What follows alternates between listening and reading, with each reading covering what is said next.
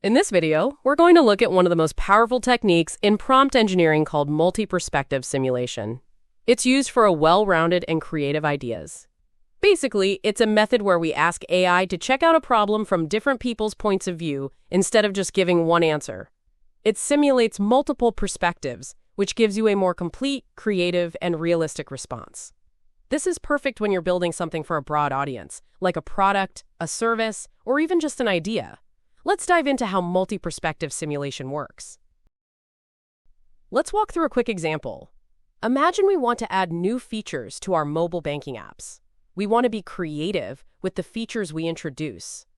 So I'm writing this prompt and asking the AI to suggest some ideas for these features. Let's see what kind of response we get. It gave me 5 feature ideas that I can add to my mobile banking app. Let's check out those ideas. First is a smart budgeting assistant. Second is a subscription tracker and cancel tool. This can be used by young people. Goal-based saving awards. This can be used by employers. Biometric plus voice command access. This is a general feature. Community cashback offers. This is also a general feature. It has suggested features which are general in nature. It hasn't kept my entire audience in mind. The mobile banking app is used by an audience that includes people from different age groups. It includes young people, employed people, retired people. These are the 3 general age groups. Groups included in my audience, but it completely ignores retired people. Now, let's rewrite my prompt in a smarter way that uses multi-perspective simulation. I'll ask it to suggest features from the perspective of 3 age groups: college students, full-time working professionals, and retired individuals. This time, it's going to give me ideas tailored to the needs of all age groups. Let me read my prompt in detail. You are a mobile banking strategist using multi-perspective simulation. Simulate feature requests from 3 types of users. These are the 3 kinds of users I've included.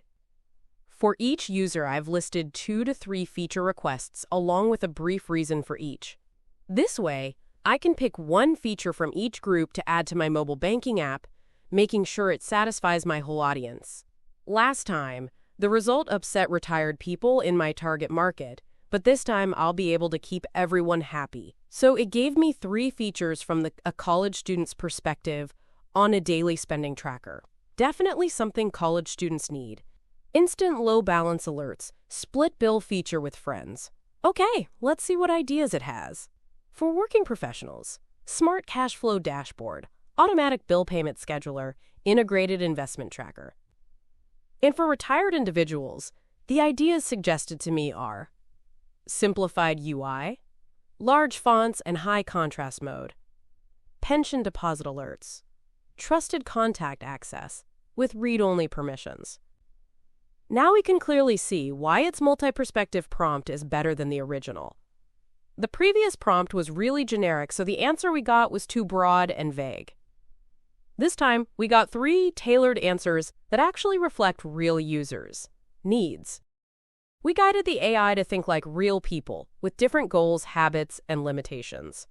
This led to smarter feature ideas, more inclusive thinking, and helped us spot blind spots in our product decisions. Whenever you're working on creative ideas or building a new product for a wide audience, never forget to tap into the power of multi-perspective simulation.